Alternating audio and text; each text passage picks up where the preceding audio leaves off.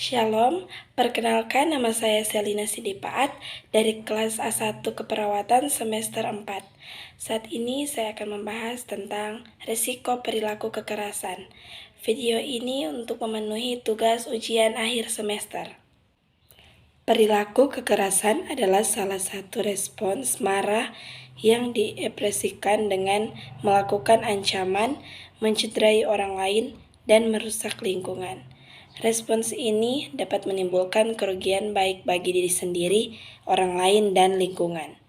Perilaku kekerasan merupakan suatu rentang emosi dan ungkapan kemarahan yang dimanifestasikan dalam bentuk fisik.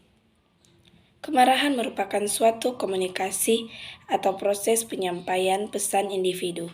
Orang yang mengalami kemarahan sebenarnya ingin menyampaikan pesan bahwa ia tidak setuju, merasa tersinggung, merasa tidak dianggap, merasa tidak dituntut, atau diremehkan. Perilaku kekerasan adalah suatu keadaan di mana seseorang melakukan tindakan yang dapat membahayakan secara fisik, baik pada dirinya sendiri maupun orang lain, disertai dengan amuk dan gaduh gelisah yang tidak terkontrol. Proses terjadinya masalah. Yang pertama, faktor predisposisi. Faktor pengalaman yang dialami tiap orang yang merupakan faktor predisposisi, artinya mungkin terjadi atau mungkin tidak terjadi perilaku kekerasan jika faktor berikut dialami oleh individu. Pertama, psikologis. Kegagalan yang dialami dapat menimbulkan frustasi yang kemudian dapat timbul agresif atau amok. Masa kanak-kanak yang tidak menyenangkan yaitu perasaan ditilak, dihina, dianiaya. Kedua, perilaku yang diterima pada saat melakukan kekerasan sering mengobservasi kekerasan di rumah atau di luar rumah. Semua aspek ini menstimulasi individu mengadopsi perilaku kekerasan. Ketiga, sosial budaya.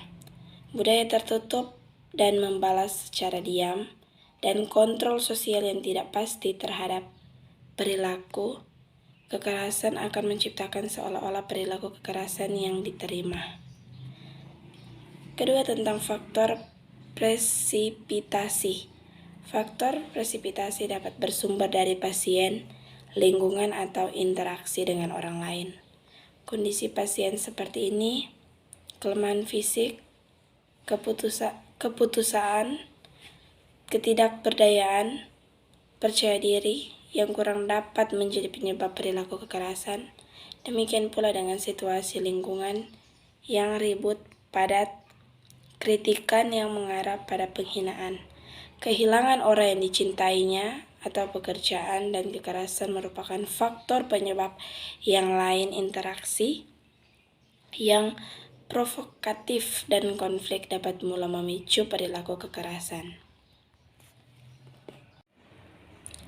Faktor penyebab terjadinya kekerasan sebagai berikut, yaitu faktor predisposisi. Pertama, faktor psikologis, faktor biologis,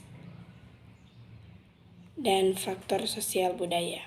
Yang kedua, tentang faktor presipitasi, yaitu secara umum seseorang akan marah jika dirinya merasa terancam, baik berupa injuri secara fisik, psikis, atau ancaman konsep diri.